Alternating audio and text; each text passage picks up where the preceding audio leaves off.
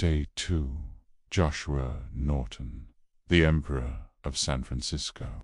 The streets of San Francisco in the mid-1800s were alive with horse-drawn carriages rattling over cobblestones, merchants calling out their wares, the smell of fresh bread mixing with the salt air drifting in from the bay. Amid the chaos of gold rush fortune-seekers and gamblers, one man walked slowly, deliberately, dressed in a faded military uniform topped with gold epaulets and a beaver fur hat. He was Joshua Abraham Norton, and he was the Emperor. Norton's story began far from the Pacific coast.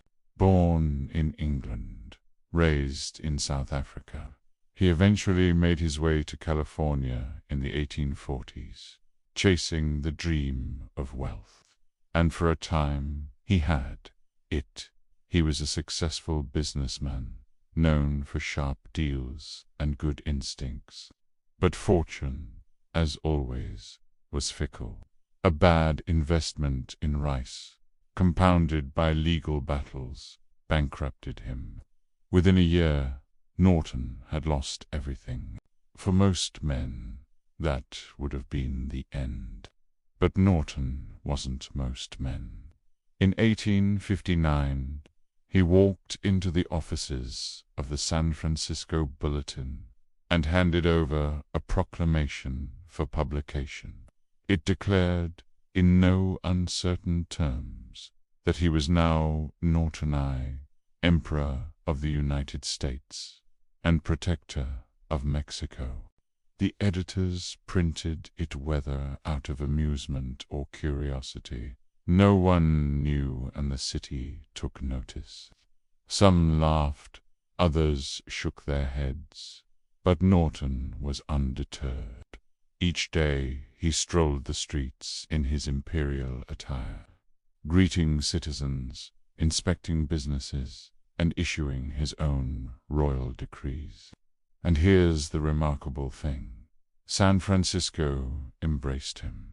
His proclamations, often humorous, but sometimes surprisingly wise, included calls for the abolition of Congress, the creation of a League of Nations, and the construction of a bridge connecting San Francisco to Oakland, an idea that would come to life decades later as the Bay Bridge.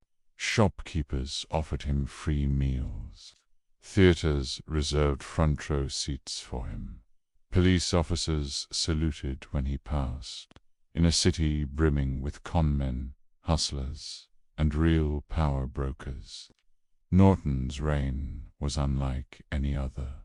Peaceful, dignified, and strangely respected. He had no army, no treasury, no political power, only the quiet authority of a man who believed completely in the role he had chosen. When Emperor Norton died in 1880, more than 10,000 people attended his funeral. The city's newspapers mourned him as a man without political enemies, without a victim, without a creditor. San Francisco had lost its emperor, but gained a legend.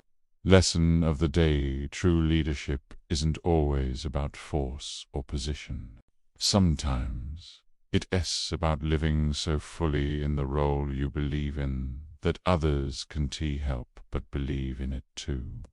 Joshua Norton's reign was a reminder that dignity, humor, and vision can earn more loyalty than any throne or crown ever could.